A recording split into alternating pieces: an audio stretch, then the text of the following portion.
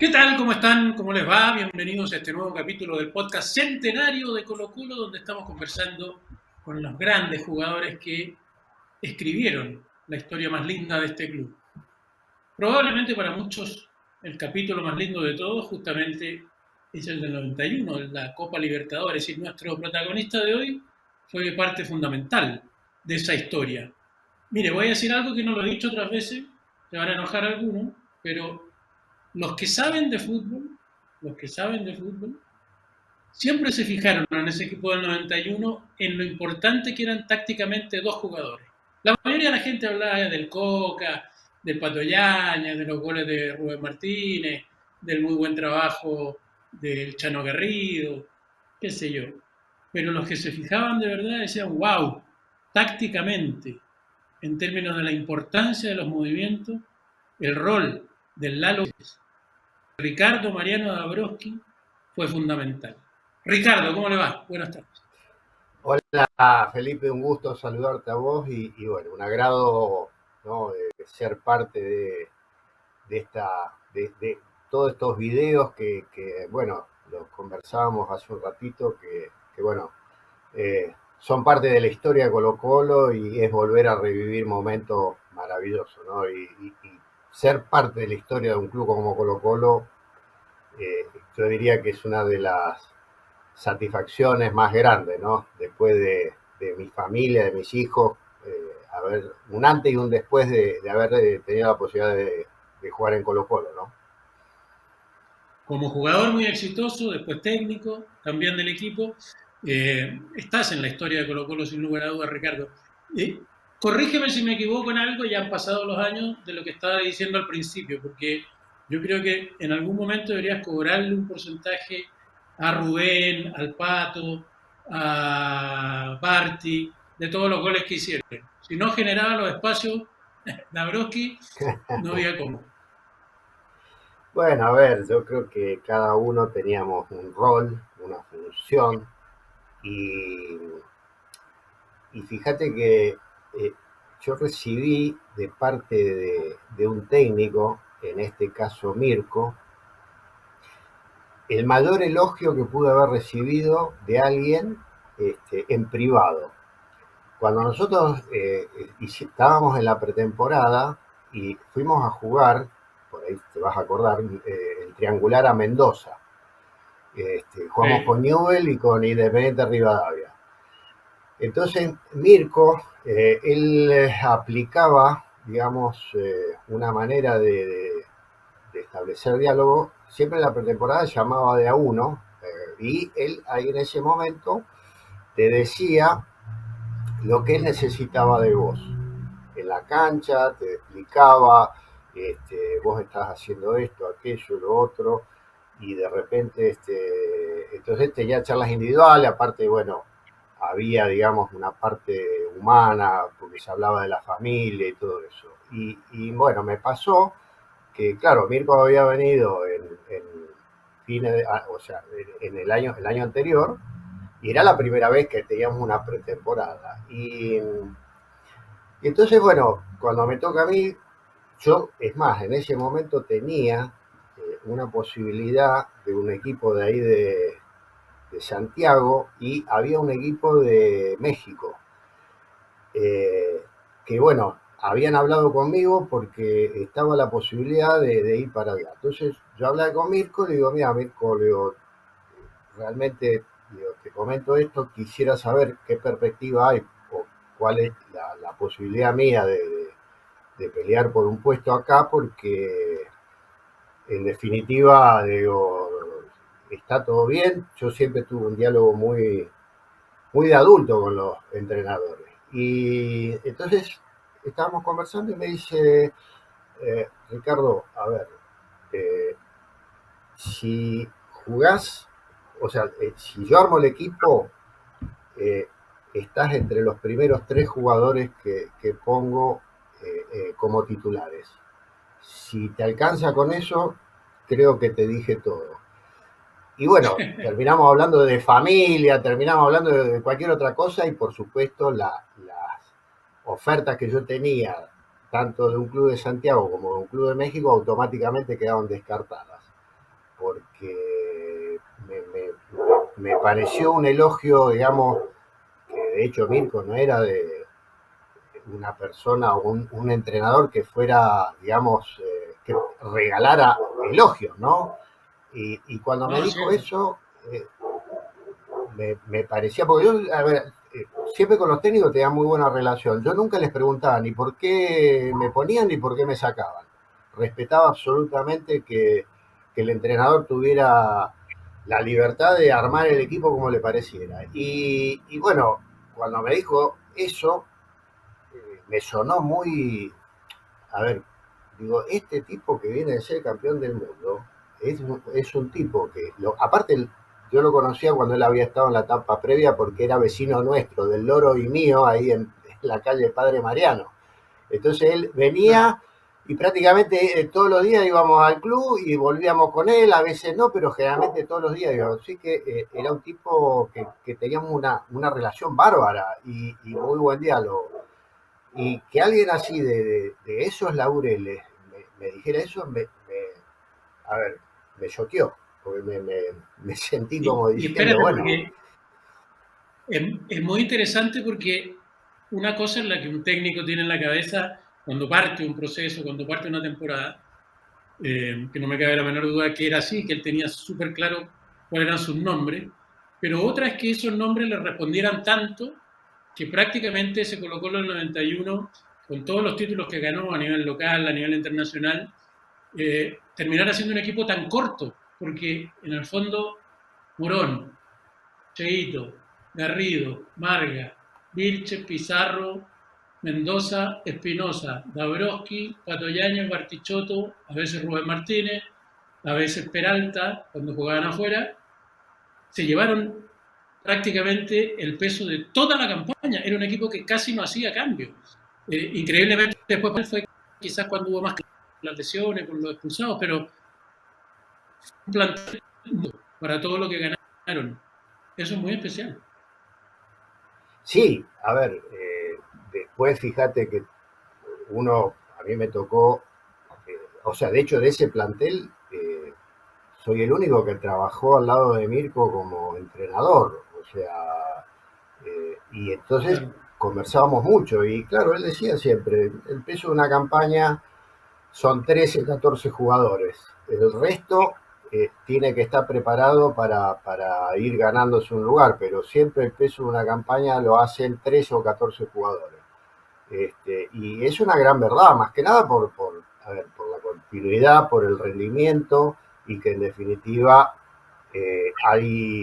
o sea, y quiere decir que el equipo funciona bien porque no necesita muchos cambios. Los cambios generalmente son obligados por una lesión o una suspensión, pero siempre la línea de lo que es el equipo o la formación titular tiene muy poca variación, ¿no? Entonces, haber sido parte de justamente un equipo dirigido por Mirko y tener la posibilidad de haber sido o considerado principalmente por él titular, la verdad que para mí es, a ver, no solamente orgullo, sino te hace sentir, digamos, eh, bueno, que fuiste importante y que en definitiva, si hay alguien que no te regalaba nada era Mirko. Entonces creo que en ese sentido, el orgullo de haber estado en ese equipo, ¿no? Y con un entrenador como él, por supuesto. Una gran campaña en lo institucional, como grupo, obviamente terminaron siendo campeones en América, pero también fue una gran campaña tuya, porque no sé si todo el mundo se acuerda, pero terminaste siendo segundo máximo goleador de la Copa, junto con Batistuta, y creo que con Anthony de Ávila, el colombiano, ¿no? Eh, No, porque, ¿no? tenía 5 igual que Rubén Espinosa. Que siempre Ah, ya, con Rubén perfecto. Espinosa, claro, porque con Rubén Espinosa siempre nos agrandamos. Dijimos, siempre Rubén así, dice, no hubiera estado nosotros dos, no ganaban la copa esto, dice, estos muertos, dice. No, hicieron Porque dice, 11 goles nosotros entre le... los dos, imagínate. Pero decía, Pero no. no, Oye, ya, el pero brasilero en esa lógica Gaullo hizo 8. Caucho, que murió hace un tiempo, Sí. delantero de Flamengo. Oye, desde esa lógica, alguien que hizo toda la campaña como tú, que fue tan protagonista y tan importante como tú, me interesan dos cosas. Y que además tenían en la cabeza todo lo técnico ya desde esa época, porque el caso de Jaime Pizarro, el tuyo, es bien evidente al respecto que leían muy bien tácticamente los partidos. En algún momento de toda la campaña, Liga, Barcelona, Concepción, la U de Lima, Nacional, Boca, antes de llegar a Olimpia, dijiste, no, no nos va a dar. No, jamás. Fíjate que el partido que para, es decir, el partido con Universitario de local, nosotros habíamos empatado allá en Lima 0-0, es más, a mí me anulan un gol por un offside que no existía, porque hubiéramos ganado 1-0.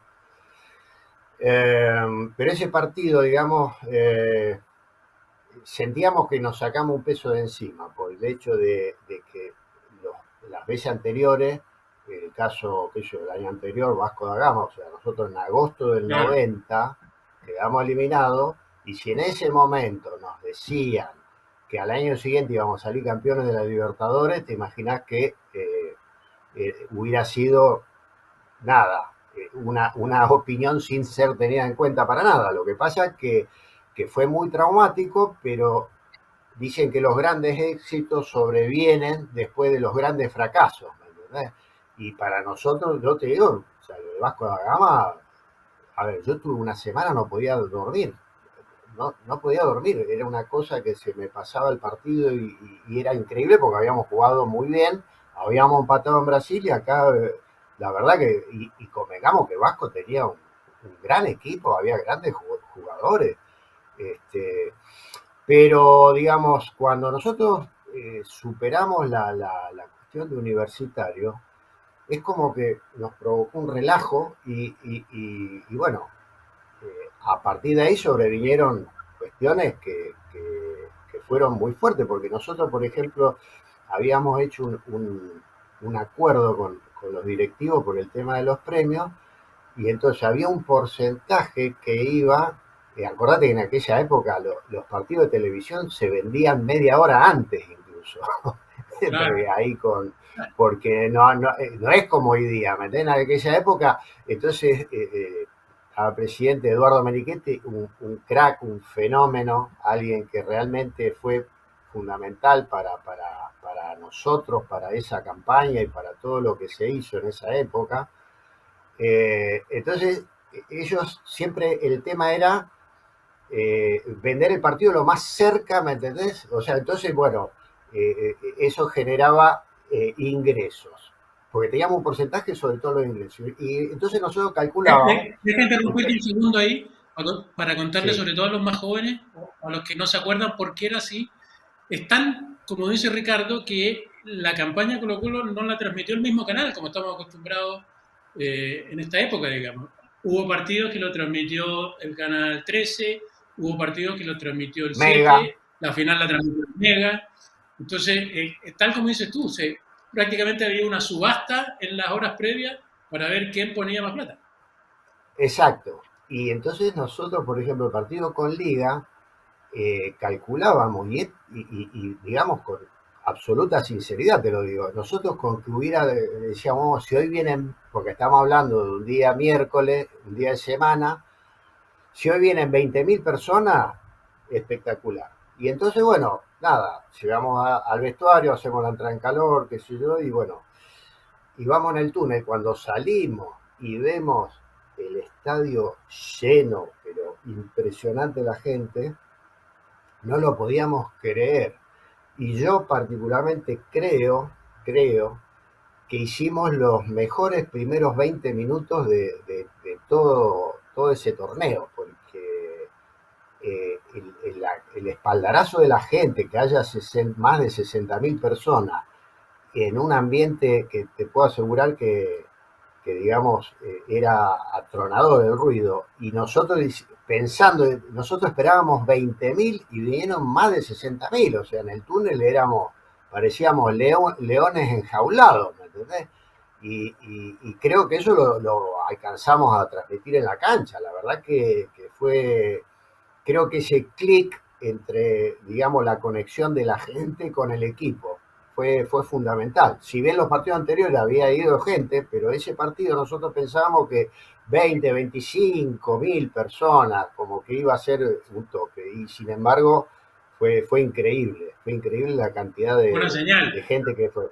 fue una señal. Sí, Ya, tú me dices olvídate. entonces que nunca pensaste durante toda la campaña que se podían caer o que estaba muy difícil. Te cambio la pregunta justo al revés. ¿En qué momento de la campaña empiezan a decir, guau, ¿sabe qué? En una de esas va a resultar. Ya Sí, estamos a como ver, para. claro, yo creo que viene o sea, termina la primera fase, pasamos cómodo, este, viene Universitario y bueno, después eh, lo que tocaba era Nacional de Montevideo. Y bueno, a ver, nosotros sabíamos que nosotros estábamos bien, pero que íbamos a enfrentar a un equipo, digamos, fuerte, un equipo con mucha experiencia, con el capitán Revelés, que era el capitán de la selección uruguaya, o sea, digo, había jugadores jóvenes con un futuro tremendo, grandes jugadores, habíamos analizado los videos y después, bueno, y Mirko en la charla, él era muy, a ver, todo lo que se hablaba generalmente en la semana, en la charla era algún recordatorio. Y él dijo, nosotros, a ver, lo importante de hoy día es ganar, eso es fundamental, y mantener el arco en cero. Pero nosotros tenemos que buscar de ganar el partido.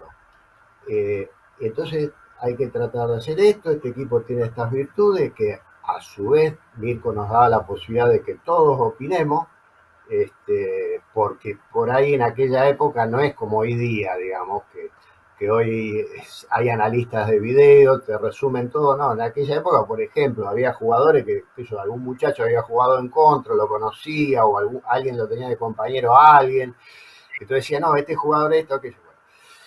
Y el tema que, claro, arranca el partido, nosotros muy bien, que yo, viene el gol de Rubén Martínez, bueno, todo lo que implicaba, y viene el segundo gol, que lo convierto yo, que ya terminaba el primer tiempo. Entonces me toca hacer el gol, vamos 2-0, termina el primer tiempo, y bueno, y ahí nos juntábamos y vamos por el túnel. Entonces llegamos al vestuario y, y bueno, tratábamos de ser poca euforia porque quedaban 45 minutos. Entonces, Mirko nos dijo, el objetivo era este, hay que mantener esto. Si se puede, fantástico, pero nosotros tenemos que mantener el 2-0. Bueno, basado en eso, si vos mirás el partido de día, vas a ver que mantuvimos, digamos, la línea de 3 se transformaba en una línea de 5, colaboramos todos de jugar ahí, de que no tener ninguna zozobra, no darle posibilidades al equipo uruguayo para que hiciera algún descuento. Y bueno, y el partido estaba así, estaba, yo te diría, partido cerrado, como quien dice. Y bueno, y en eso se da la situación que hay una jugada por el lado derecho nuestro que arranca en la defensa, con Miguel Ramírez, con Lucho Pérez, el Coca, que el Coca dice, te dejé solo, me dice. Entonces, entonces el tema que pega, claro, el Coca le pegó un pelotazo, pero bueno, nada, ahí yo lo que intuyo cuando veo la posibilidad de que la pelota va en el aire y pego un golpe de vista, veo que el arquero se queda, veo que los centrales se quedan porque pensaron que, a ver, hay que acordarse la época. En mayo, en Chile, a partir de abril, mayo a la noche, siempre hay un rocío en la cancha. Entonces la pelota cuando viene de aire, pica y digamos, jugador profesional tiene que estar hasta en esos detalles, ¿me entendés? Es decir, saber o pensar que la pelota, digamos, pica y generalmente recorre o se acelera, digamos. Entonces pego el golpe de vista, esa sensación de que el arquero se había quedado y los centrales también, entonces yo sigo y resulta que la pelota, no me preguntes por qué, ni tampoco yo a esta altura quiero averiguarlo, pero la pelota en vez de picar y para adelante, como que picó y fue hacia arriba. Y ahí veo que si yo acelero un poco, le voy a ganar y le digo, o sea, internamente pensaba yo, digo, está listo el arquero, porque el arquero ya no podía, o sea, me tenía que hacer penal.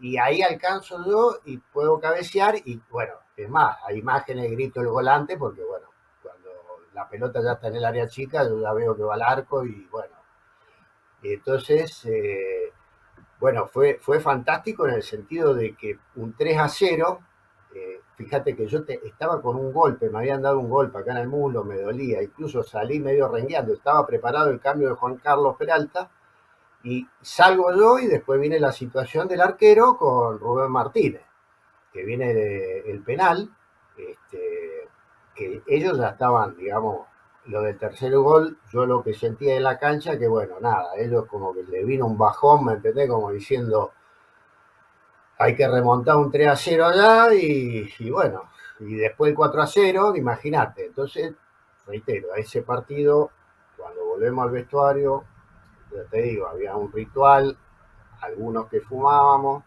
íbamos a la ducha y siempre analizábamos el partido, ganando o perdiendo, siempre. Y Dime quién eran los más fumones. Tú, el Pato. no, el Pato, el Loro, el Chano, Ya. igualmente algunos que no fumaban, igual estábamos ahí, porque era, digamos, era como nuestro living eso, ¿me entendés? Y ahí, bueno, nada, analizando, estábamos ahí todos con los toallones, hablando, que sí, que no, y en ese momento, ese día, nadie hablaba, nos mirábamos como diciendo, a ver, le ganamos 4-0 a Nacional de Montevideo. O sea, era la primera vez en la historia que un equipo chileno le hacía 4 goles a un equipo uruguayo, digo, o sea, entonces, decís, muchachos, a ver, estamos para cualquier cosa nosotros. O sea, hay que seguir así, convencidos, pero miren de lo que somos capaces. O sea, porque no es que Nacional vino debilitado o qué sé yo, esas cosas que de repente a veces puede pasar, que un equipo por ahí, viste, tiene una circunstancia y por ahí jugadores importantes no pudieron llegar, no. Eh, No era Nacional el jugó caso. completo. No, olvídate. Así que bueno, nada, todo eso, ya te digo, ahí como que, a ver, si estábamos bien, estábamos mucho mejor todavía, ¿me entendés? Porque nada, después el partido de Montevideo fue una anécdota, porque una risa y una cosa muy graciosa. Viste que la noche anterior te ceden el estadio bueno, hacer un entrenamiento, conocer el campo de juego, qué sé yo, las luces, hacer un entrenamiento.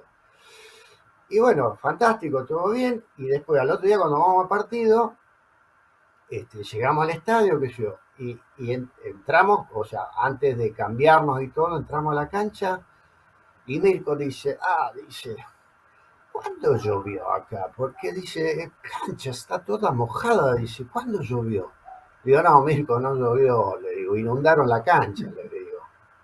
¿Cómo? Y encima ni siquiera era con agua, era con agua servida que la habían inundado.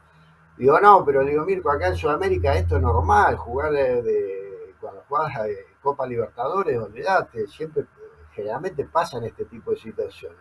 Y Mirko no lo podía creer, no lo podía creer porque me dijo, y el espectáculo, me dijo, y la gente, porque va a venir gente, me dice, y la cancha, está todo, viste, y no había llovido, pero nada, ni una gota había caído. Y bueno, entonces, digo, Mirko, Para él era esto en trampa. Sudamérica, olvídate, o sea, ¿me entendés? Él no comprendía que eso pudiera llegar a pasar. Este, y en definitiva, digamos, era una época aquella que Copa Libertadores era muy complicado por todas estas situaciones, ¿me entendés? Por esto, por lo que pasó después el año siguiente cuando fuimos a jugar con Barcelona Ecuador en Ecuador, o sea, digo, era moneda corriente lo que pasaba.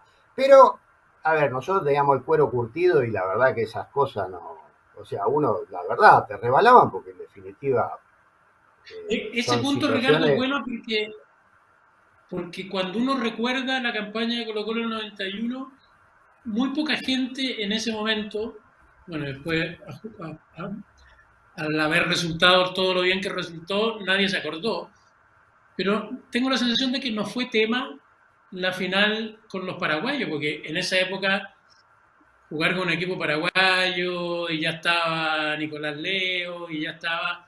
Uno podría haber pensado, uy, qué difícil va a ser ganar esto, y como que no fue tema, o me equivoco. no, a ver, el tema fue así, mira, nosotros jugamos la final, digo jugamos, yo lamentablemente no pude estar, pero bueno, estaba con el equipo, que yo. Entonces las declaraciones nuestras, cuando llegamos ahí a Asunción, Olimpia tenía un gran equipo, a ver, Olimpia había sido campeón el año anterior.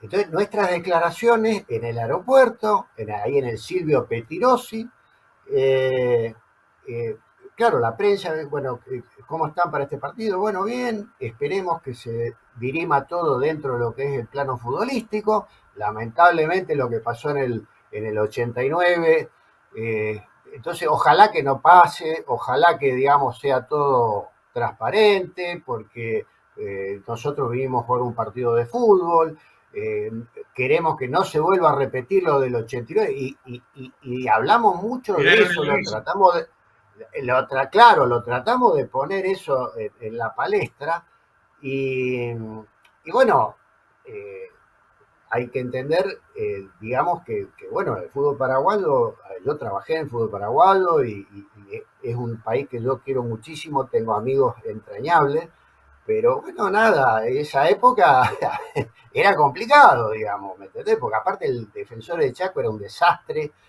Yo el otro día hablando con un amigo no me creía que las bancas del defensor del Chaco estaban en los córneres, en las esquinas. No me creían. Sí. ¿Me entendés? Me dice, no puede ser, no, era una jaula, no era una... Porque aparte no se podía salir, digamos. Entonces estaba el que pateaba el córner y venía y estaba en las esquinas. Hoy día es un estadio muy bonito, muy lindo, está todo Estaban obviamente ¿te modernizado. acuerdas? Estaban los viejitos atrás, los que habían peleado en la guerra del Chaco, que todavía estaban vivos, en una especie Sí, de bancas de madera, con unos asientos permanentes, que también hacía muy distinto el estadio. claro, exactamente. Entonces, fue un partido que te insisto, ellos cerraron un par de goles, me acuerdo que la cancha estaba tan mala que yo después con los años nos cruzamos, qué sé yo, con muchachos que estuvieron ahí en esa final, paraguayos, gente, qué sé yo, Batalla, el Loco González, gente extraordinaria, y ellos nos decían, ¿no? Dice, nosotros lo veíamos a ustedes, no, la verdad que nosotros queríamos hacer la diferencia en Asunción, pero no pudimos, y bueno, nada, después allá nos mataron, dice, pero eran dos grandes equipos, ¿no? Pero esa situación, ya te digo, principalmente la del arbitraje y todo eso, a ver, ¿para qué vamos a andar con cosas? Era complicado, ¿me entendés? Porque estaba la Conmebol, estaba ahí, estaba Nicolás Leo, era Osvaldo Domínguez Dip, padre, el padre del que está hoy en la Conmebol, era el dirigente de Olimpia, y un hombre complicado, bravo, con mucho poder, era, a ver, eran otras formas, ¿me entendés? Otra manera, son Sin otras duda, sin duda. circunstancias. Yo tengo la sensación, Ricardo, que se llegó de alguna forma al convencimiento ese año en América que el mejor equipo era Colo Colo y que lo que hubieran hecho habría sido demasiado notorio, habría sido... no tenía sentido. Sí, Entonces sí, dejaron y de hay una pasar a lo que anécdota, tenía que pasar futbolísticamente. claro, incluso hay una anécdota que no quiero decir el equipo ni nada por el estilo, pero acordate que recién, o sea, después que Newell juega la final de la Libertadores, creo que en el 88, juega con los uruguayos, eh, establecen el doping en la Copa Libertadores, pero el doping era para semifinal y final, y nosotros en uno de los partidos de fase, resulta que la dirigencia de Colo Colo hace vestir, o sea, dos personas que eran desconocidas, le pone el cartel de, o sea, símbolo de la Conmebol, y van con una planilla a los vestuarios, ¿me entendés? Del vestuario visitante. Entonces van y le dicen, bueno, hay doping, ¿no? ¿Qué sé yo? Y bueno, y de la lista de titulares que nosotros teníamos, había 5 que no jugaron ese partido, pero no te voy a decir ni qué equipo ni qué fase fue. Pero el tema es que el rival cambió 5 jugadores de la... No fue en primera fase, porque no iban a hacer todo No, eso no, para no, primera no, fase. pero no, déjalo ahí, es una anécdota que bueno, uno en rueda de amigos puede comentar y dar específicamente, ¿no? Del equipo y todo, pero hasta en ese sentido te digo, a ver, en el campeonato local, en el año 88, en la Copa Chile hubo, o Copa Dijeder creo que se llamaba, en esa época, en el año Sí. 88. En las primeras 5 fechas hubo 7 fracturas. Y Colo Colo, o sea, hacían 2 partidos, digamos, del campeonato en Chile, sorteaban, y Colo Colo, a través de Arturo Salada, Colo Colo le pagaba, digamos, los doping en todos los partidos. Porque claro, era un tema complicado, ¿me entendés? El tema del doping. Había mucho desconocimiento, había partidos que vos, viste, y bueno, vos imaginate, tenés un equipo que se preparaba, estaba, y venía un rival y el riesgo de lesiones, porque si eso, a ver, fuera con resultado positivo, bueno, un fenómeno, pero esa anécdota pasó y nosotros, a ver, por un lado que nos reíamos y por otro lado decíamos, mirá vos, o sea, mandar al vestuario dos tipos de traje con una planilla y diciéndole, bueno, a ver los datos, porque hoy hay control antidoping, así que y anotar, bueno. Lo más increíble es que se le haya ocurrido hacer eso. Porque, Bueno, o sea, estamos surgió, viviendo una época de tal cual, claro, pero que le hayan surgió, creído jugador digamos, disfrazado. claro, que eran de la Conmebol y que venían a hacer el control antidoping, cosa que no existía porque el control doping se había impuesto creo que en la semifinal y final, no me acuerdo exacto, pero creo que... Y bueno, entonces te digo que hasta en esos detalles, porque después cuando salimos a la cancha vemos que del 11 inicial de ese equipo había 5 jugadores que no, o sea, que estaban y después no estuvieron más. Y bueno, entonces es toda una situación, ¿me entendés? Creo que hasta en eso, digamos, nosotros confiábamos mucho en lo que nosotros teníamos y tratábamos de estar en todos los detalles. A ver, qué sé yo, te puedo hablar de, no sé, cuando fuimos a jugar con Boca, la semifinal también. Nosotros con el Loro nos reíamos porque era cosa de todos los días. En Argentina, ir a jugar de visitante y que la hinchada te mueva el búho así, ¿me entendés? Y veíamos nosotros, había dirigentes que estaban blancos, de pánico, ¿me entendés? Y Nunca lo bueno, para habían vivido. nosotros, claro, y para nosotros era moneda corriente en el fútbol argentino ir a jugar de visitante y qué sé yo, que no sé, que te frenen el bus 3 cuadras antes. Obviamente, y por suerte, eso no pasa más. Hoy hay mucha seguridad, pero era la Copa Libertadores, era eso, ¿me entendés? Entonces había que superar eso. Aparte de un tema de la parte futbolística, tenías que superar la otra parte, que era la personalidad, el carácter, muchas cosas.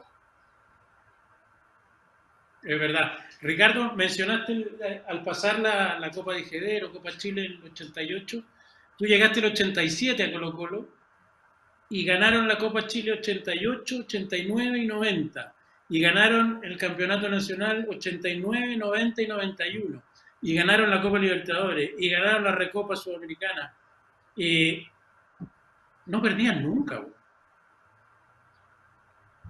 Mirá, yo te cuento, cuando yo llego a Colo Colo me incorporo en Portugal. Colo Colo estaba en una gira y me mandan con el Chupete Ormazábal, un divino que es un hermano de la vida, alguien entrañable, alguien que yo quiero mucho, y me toca hacer pieza con él. Entonces, bueno, me presenta, que yo charlamos, y bueno, justo ese día, yo llego un día a la tarde que van a merendar, Ricardo me dice, mirá, merendamos por el partido a las 8, así que por el tema del jet lag y todo eso, para no, viste, que yo acostarme y dormirme y después, bueno. Entonces, ya en el bus, ¿me entendés? Bueno, vamos hablando con los jugadores, entonces yo te diría, en la primera charla a nivel, ni siquiera grupo, éramos 4 o 5, viste, los más grandes que yo. Entonces me dice, mira, acá en Colo-Colo nosotros podemos perder al año 3, 4 partidos. No nos está permitido perder más partidos, porque no se puede directamente. Así que esto es ganar, ganar y Deportivo ganar siempre. Esto es así.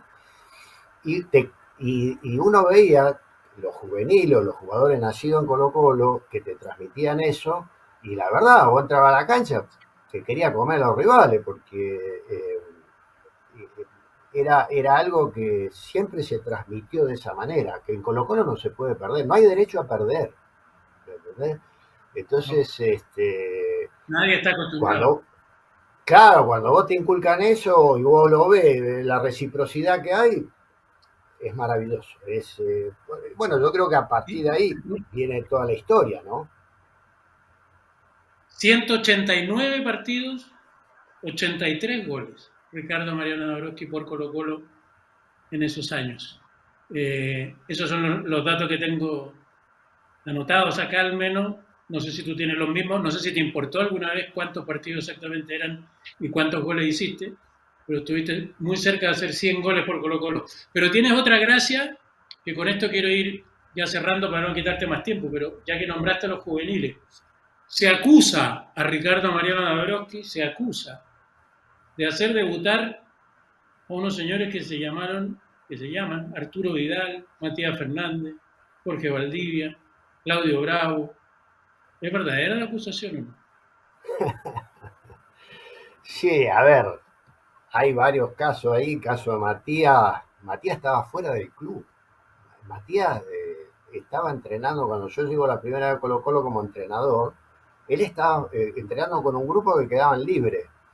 Y nosotros teníamos 8 profesionales en el plantel. Y bueno, a raíz de eso fue lo de Matías, lo de Arturo. O sea, a ver, el tema de Claudio Bravo yo siempre lo explico, que cuando había 2 arqueros en Colo Colo, estaba Lobo y estaba Claudio.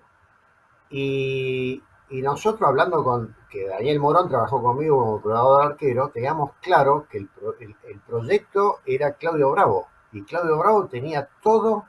Y hablé con, entonces Lobo viene a hablar conmigo muy respetuosamente y me dice, profe, mire, yo quiero saber, porque en definitiva siempre hablo con cada cuerpo técnico, para ver cuál va a ser mi situación. Y digo, mira, el tema, el titular va a ser Claudio Bravo.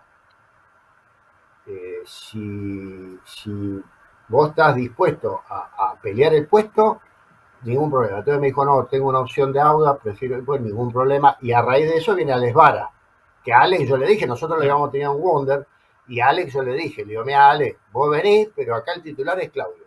Claudio es el arquero del futuro en Chile.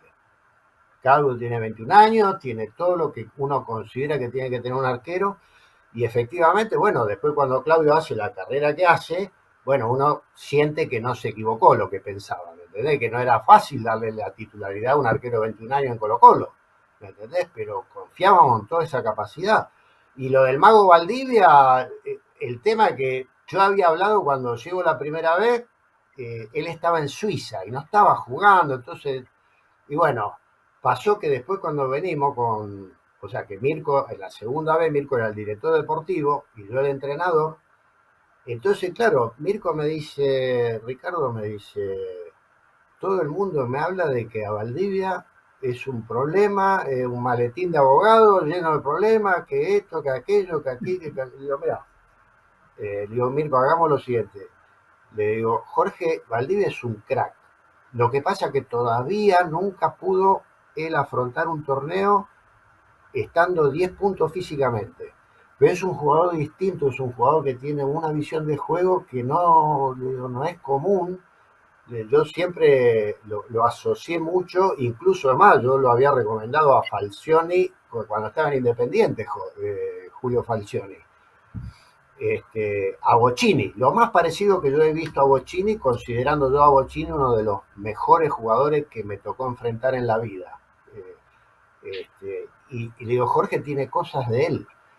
Entonces me dijo, bueno, me dijo, yo respeto tu opinión, si vos lo decís así, y hablamos con Jorge Valdivia, y Jorge Valdivia, bueno, nada, creo que después demostró, yo estoy hablando de la parte futbolística, y con él yo siempre he tenido una gran relación con Jorge, pero futbolísticamente un monstruo. Pero en esa época no solamente, hubo montones de chicos que debutaron, Felipe Flores, Felipe Muñoz, qué sé yo, Fernando Meneses, montones, pero bueno, llegar a los niveles que llegaron estos muchachos, a ver, es extraordinario. Lo de Arturo Vidal superó la expectativa, creo yo, de todo el mundo, porque y que yo por eso digo, cuando hoy lo discuten, la verdad que me da causa, digo, porque Arturo es, a ver, él levanta el teléfono de Ancelotti, lo atiende Ancelotti, lo atiende cualquier, digamos, figura del mundo. Entonces, no entiendo yo de menoscabar o menospreciar lo que Arturo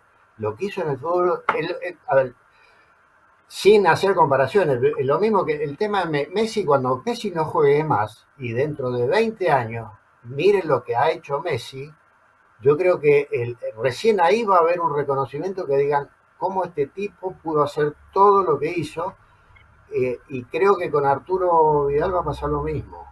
Y a ver, con Arturo, Matías, Jorge, Claudio Bravo, bueno, ya, reitero, estamos hablando de que hace en Chile, si vos tomás una cuestión cronológica, hace 20 años que no sale un jugador del nivel de la generación dorada, incluyendo, por supuesto, Chupete Suazo, Alexis Sánchez, ¿me entendés? Hace 20 años que no hay un jugador a los niveles de eso, porque, a ver, jugador, una cosa jugador de primera, jugador profesional, jugador que hoy con el tema ¿viste? De las fronteras abiertas, se van a Europa, se van a México, van a distintos, pero hacer lo que hicieron estos muchachos, tener la trayectoria que hoy incluso Alexis está jugando en Sevilla, digamos, hace 20 años que entonces digo, el fútbol chileno no se da cuenta de estas cosas. A ver, no analizan qué ha pasado en el fútbol chileno, ¿entendés? Bueno, hace 20 años que no sale un jugador de los niveles de la generación dorada. Entonces, bueno, a mí No, me no, tocó no. estar Y si en tú el inicio. analizas, si tú analizas, Ricardo, mirando la fotografía actual, y si uno es un poquito pesimista, no puede sino pensar que difícilmente se va a volver a repetir una cosa así, con un jugador siendo titular, estrella y campeón en Palmeiras, el otro titular y estrella en Barcelona, campeón en Alemania, campeón con la Juventus, con el mejor mediocampo de toda la vida de la Juventus, según los propios italianos, con Alexis Sánchez siendo el máximo goleador del Arsenal. Todo eso en 10 años que se repita, chuta, hay que ser demasiado optimista para pensar que hay alguna opción de que pase. Sí, no. A ver, lo que pasa es que para que algo suceda, tenés que arrancar. Entonces, ese es el tema. Y Chile hace 20 años que no sale un jugador a los niveles de eso. Entonces, a ver, las competencias juveniles, ¿me entendés? ¿Cómo es el tema? ¿Cómo se preparan? ¿Qué tipo de competencia hay? No te olvides que, por ejemplo, cuando fue lo de la pandemia, se suspendió 1 año y medio la competencia, pero no por la pandemia, se suspendió porque no querían afrontar el costo de hacer los PCR, ¿me entendés? Claro, pero digo, entonces si vos el fútbol juvenil lo ves como un costo y no lo ves como una inversión, y bueno, es imposible. Entonces, todo eso, digamos, si se arranca hoy, Chile en 5 años puede ver si puede a lo mejor surgir o potenciar jugadores que pueden llegar a ser a esos niveles, pero tenés que mejorar la competencia, preparación, infinidad de cuestiones. Entonces, mientras sucedan todas las cosas que vienen sucediendo, yo por eso, a ver, yo digo, hay dos posibilidades. Es como que una cosa es la ignorancia, ¿me entendés? El no saber, y otra cosa es hacer las cuestiones adrede. Lamentablemente, yo creo que por lo que viene sucediendo hace mucho tiempo, me parece que es adrede. O sea, hay una ignorancia con malicia, porque yo creo que no puede ser que surjan jugadores, digamos, en todo el mundo, si hoy con los elementos que hay, o sea, a ver, hoy con la tecnología. Hoy no, un entrenador hoy no tiene que ir a un club y decirle que necesita cancha para entrenar, ¿me entendés? Hay una realidad y hay una anécdota cierta que cuando yo estuve a cargo de todo el fútbol menor de Colo-Colo en el año 94. Entonces, bueno, hablando con los entrenadores, digo, bueno, ¿qué necesitan? Pucha, Ricardo, necesitaríamos por lo menos 50 balones, ¿me entendés? Para entrenar y todo, y tener reposición y poder. Ok, bueno, y voy y hablo con el que estaba a cargo, ¿no? Entonces, daba vuelta, vuelta, vuelta. Me dijo, 50 balones, ¿para qué quieren si juegan con una sola pelota? ¿Me entendés? Entonces, o sea, esa etapa ya pasó, pero esto es realidad, ¿me entendés? Entonces digo, hoy no hace falta pedir campo de juego o logística. Hoy se sobreentiende eso. Y entonces me llama poderosamente la atención, porque acá lo que está fallando es la capacidad humana, indudablemente, porque si vos tenés todos los elementos, ¿me entendés? Y bueno, esto es lo mismo que, viste, que hay muchos programas de cocina, de chef y todo, y bueno, si vos le das a 3 o 5 o 10 chefs, le das los mismos ingredientes para hacer una comida determinada, cada comida va a salir distinta, ¿me entendés? Porque está la capacidad, la impronta del ser humano, y me parece que Chile viene errándole hace muchos años en relación a que se terminó la benzina de la generación dorada y si Chile quiere tener un equipo competitivo no tiene que pensar de acá al año que viene, no, tiene que pensar de acá a 5 años para recién arrancar, pero tiene que arrancar hoy. ¿Entendés? Entonces, bueno, esa es la bronca o la pena que a uno le da, porque Chile teniendo todo como, digamos, hoy por hoy en el fútbol, no hay ningún problema en cuanto a recursos, pero reitero, está fallando mucho el capital humano y eso, viste, por lo menos todavía no se puede reemplazar por la inteligencia artificial. A lo mejor en algún momento, quizás, ¿me entendés? Se ponga un robot y el robot indique qué es lo que hay que hacer o no hay que hacer y listo. Y jueguen los robots y listo, está todo bien, ¿me entendés? Pero por el momento no es así. No es así. Ricardo Mariano Dabrowski, campeón de América en el 91, 8 títulos con Colo-Colo, campeón de la Recopa Sudamericana, 3 Copa Chile, 3 títulos nacionales, 189 partidos, 83 goles, segundo goleador el 91 de la Copa Libertadores, primero ayudante técnico de Mirko Josic, luego entrenador por sí mismo de Colo-Colo. Él quiso debutar a Vidal, a Matías Fernández, a Valdivia, a Bravo. Te debe mucho Colo-Colo, Ricardo, así que ahora te debe además esta hora que me has regalado de conversación, que te agradezco profundamente. Te mando un gran abrazo y la verdad es que en este año del centenario poder hablar con ustedes que han escrito parte de los capítulos más grandes del club es un privilegio. Así que muchas gracias. Bueno, Felipe, un gusto. Sabés que nos conocemos hace mucho, cuando vos estabas empezando en este tema de lo que es el periodismo deportivo y realmente es, haberte visto en el inicio, ver toda tu trayectoria, tu recorrido, es fantástico ser entrevistado por vos, porque lo había seguido el podcast de varios reportajes que has hecho y realmente creo que un poco el hecho de poder transmitirle a lo que es el hincha colocolino, todo lo que significa, porque una cosa por ahí, viste, se ha distorsionado el tema por una administración que es una sociedad anónima y lo que es el club Colo Colo, la gente de Colo Colo, siempre digo que está dando ejemplo cuando Colo Colo estuvo a 5 minutos de irse al descenso, y cuando yo vi la caravana que salió para Talca, realmente me emocioné, porque yo dije, eso es Colo Colo. O sea, Colo Colo no se puede ir al descenso, porque eso es Colo Colo, eso es, ¿entendés? La caravana hasta Talca, una cosa increíble. Y en definitiva, el haber sido reconocido y uno haber entregado, porque una vez, mirá, en provincia era, vino uno y me dijo, ¿sabe qué? Me dijo, eh, usted jugaba con el alma. Y me quedó, ¿viste? Pero, le digo, ¿cómo? Le digo, Bonito. es, es que usted, o nosotros sabíamos que usted dejaba todo en la cancha, jugaba con el alma. Y me dijo, eso es lo que necesita el jugador de Colo-Colo y la verdad que, bueno, nada, imagínate que te haga un hincha de Colo-Colo un reconocimiento de esa característica, es increíble. Pero bueno, orgulloso por la nota, orgulloso por el tiempo que Me encantó el compartimos. título, ¿eh? Me encantó el título. Si estuviéramos en el diario habría sido eso. Ricardo Dabrowski, el 9 que jugaba con el alma. ¿Viste? No lo compra nadie ese periódico, no. No, pero te quiero decir que esas sensaciones las transmite el hincha de Colo-Colo.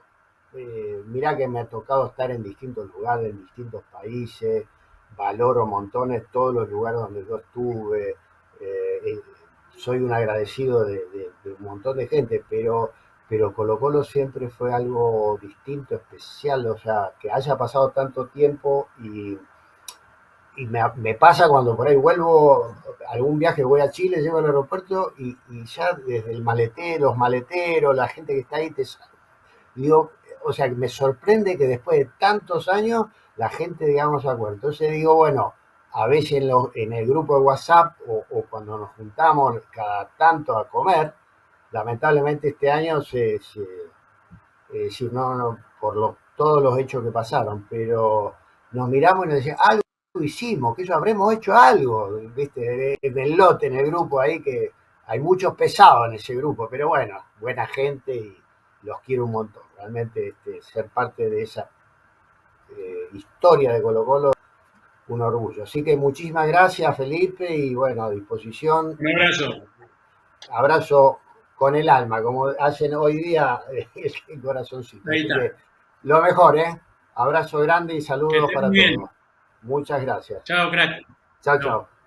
Ahí está, entonces, Ricardo Mariano Dabrowski, estrella de Colo-Colo en los finales del 80 y en esa inolvidable Copa Libertadores del 91 y luego como técnico y como entrenador, siempre en la memoria de todos los colocolinos. Nosotros nos volvemos a encontrar en el próximo capítulo del podcast Centenario. Chao.